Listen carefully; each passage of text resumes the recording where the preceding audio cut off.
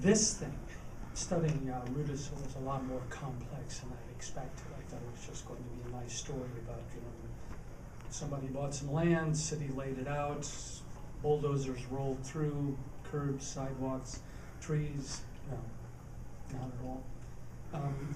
This is a story of stubborn Fort Wayne, and this is a story of some people who were big-time dreamers that had some real goals and aspirations for the community. It's sort of a comparison of laissez-faire Fort Wayne, which we all know about. Nice place to raise a family, don't bother me too much, I just like to go about my own business.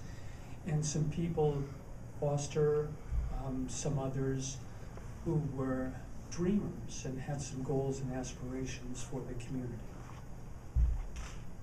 that were ultimately frustrated. So, first house, I'm going to give you a short tour of the boulevard. I think all of you have seen it, but we're going to go down the boulevard rather quickly. This is just the cover sheet, but that's my house. And that's the house that Foster built in 1919. And in this whole thing, there's so many loose ends that I didn't get to find out. I believe that he died in the house, but I'm not sure. But when I find out, I want to know which room up there on the second floor. Okay, 180 homes on the boulevard. 64 of them, are listed in this. And if you've not seen this, take a look at it before you leave. It's worthy of a run through. It's worthy of a purchase. City of Fort Wayne did it. 4 churches on the boulevard. 20 acres is the former Fort Wayne Bible College, Taylor University, now in transition to be sold to somebody else.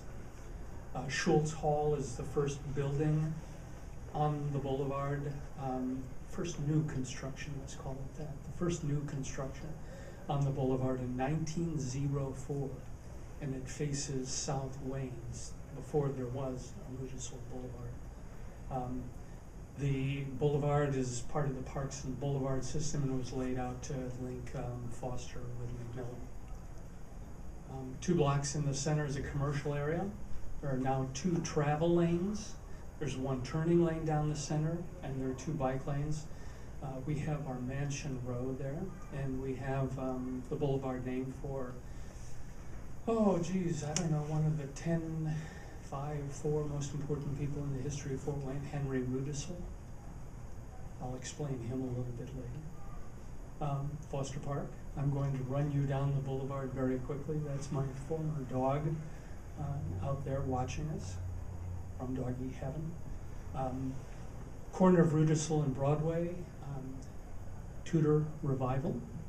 You'll see a lot of Tudor Revival as we go down the boulevard. In the 1200 block, there is this Art Moderne. There's another Tudor Revival. That's where Afdent, the owner of Afdent, lives. There's another Tudor Revival in the middle of the 1000 block. In the middle of the 1000 block, and that's where James Barrett built his home. Barrett, Maggie. 800 block, this is right across the street from where I live, the catty corner. That's the what's now called Brown Gables. There'll be another picture of it. It's the former residence of the president of Taylor University and of the Bible College. It was owned by Lehman, the S.A. Lehman family, and Lehman was, his name is on the former library on the campus. The Bible College is integral to Rudisill Boulevard. It's probably the most important aspect of the boulevard, and the history goes back to before there was a boulevard and continues through today, and it's been a dominant force on the boulevard. Notice the scalloping on the fascia board. You'll see it in a more current version. You won't see the scalloping. It's been covered by aluminum. Schultz Hall, 1904 was started the construction, 1905 dedicated, first class that year. You'll see that again at the end of the videotape. Notice in the foreground there's no sidewalk, no street. See the little pine tree out there? Let's see if I can bring it. The street goes there now. Right? And this about there should be South Wayne Boulevard. So there was nothing there at the time. 600 block, 1 block down, the BB home. This is, Ed, help me on this, I believe that's craftsman style. This one is Prairie Craftsman, I believe.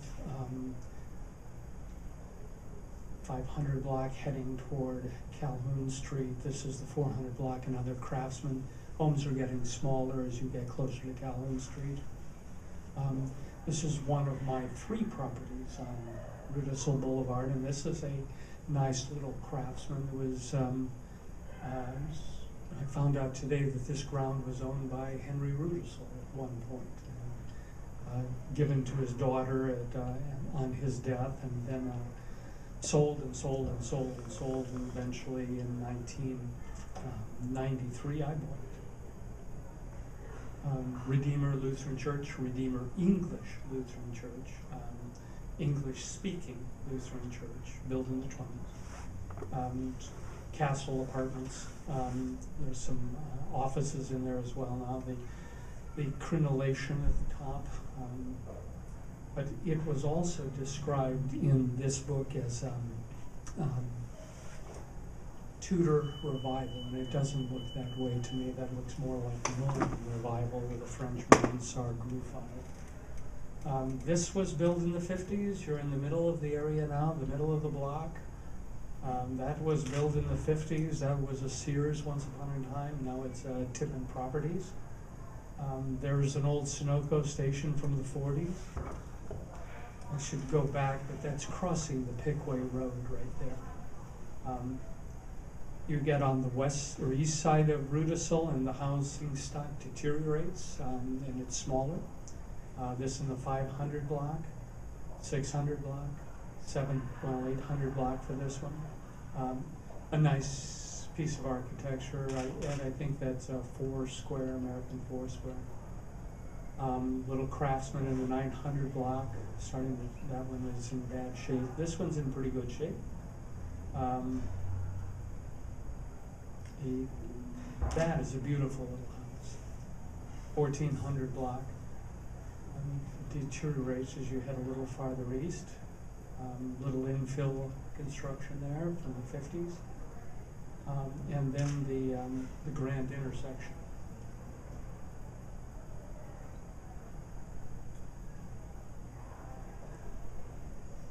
If you think about why Rudisill was built, you have to give a thought about the city of Fort Wayne at the time. It was about 65,000 people, mostly Germans.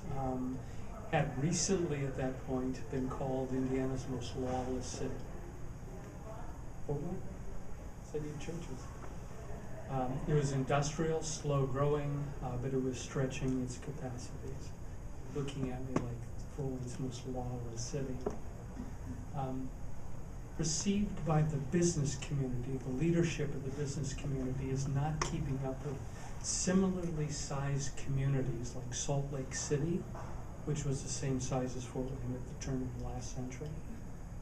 There were a number of other cities that I was amazed that Portland, Oregon was the same size as Fort Wayne at the time. There were other cities in the eastern half of the United States that were the same size, and were 2/3 their size now, or half their size now. So there was a concern at the time. Wait, is it good to grow fast? Or is it better to grow quality? Is it better to extend all the way out to Auburn, or is it better to have nice, beautiful boulevards and beautiful quality throughout the community? Well, the leaders at the time wanted growth. They just wanted growth. They wanted more, but they also were influenced by beautification in the community, because you'll see this is what it looked like at the end of Harrison Boulevard. That's about where the jail is now. And the attitude in Fort Wayne was very laissez-faire. Just build whatever you want to, do whatever you want to with it. The commercial club, which was the forerunner of the Chamber of Commerce, we have a tendency here toward lethargy and procrastination. That's good enough. Things are fine. What the heck? This was what the St. Mary's looked like at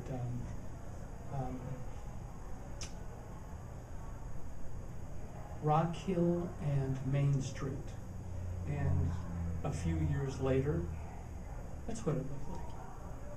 The theme overlook. The idea was coming to Fort Wayne about beautification of the community for a variety of reasons. Among them, just local pride, but another was competition with other communities, getting back to we're not growing fast enough. Do you know about the Beaux-Arts movement? It was the forerunner of the City Beautiful movement.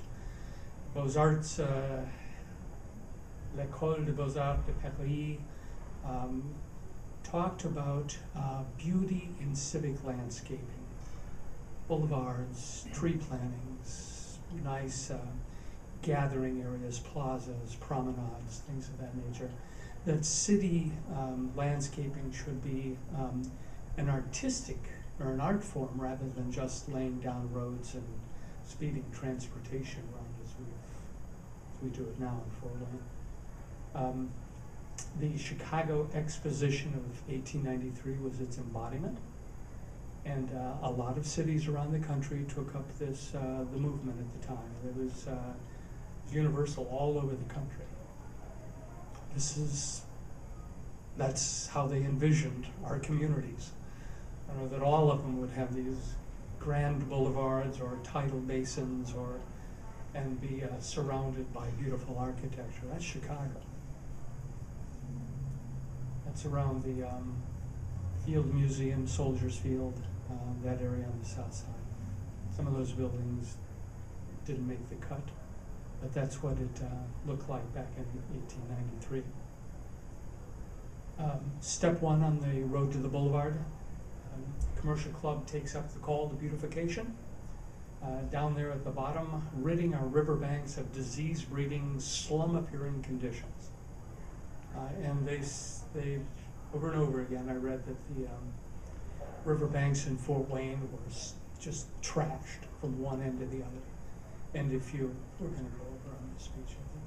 If you ride a canoe down the rivers now, you will see many of Fort Wayne's old buildings lining the banks of the canoe or the river.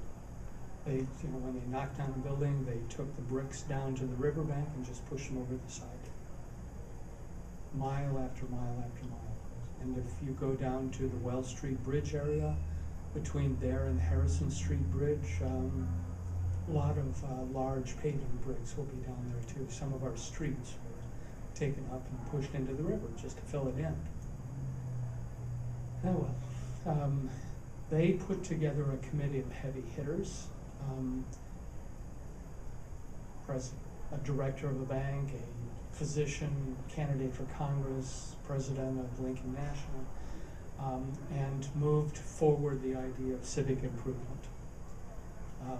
First thing they did, they brought a prominent speaker to Fort Wayne who gave 2 talks a day for a week at the Majestic Theater. And one thing they said, in one article it said they packed the house, and that everybody was very, very enthusiastic. I think those who wrote the history were perhaps a little bit more enthusiastic than those who were actually there. I'm guessing, based upon what comes later.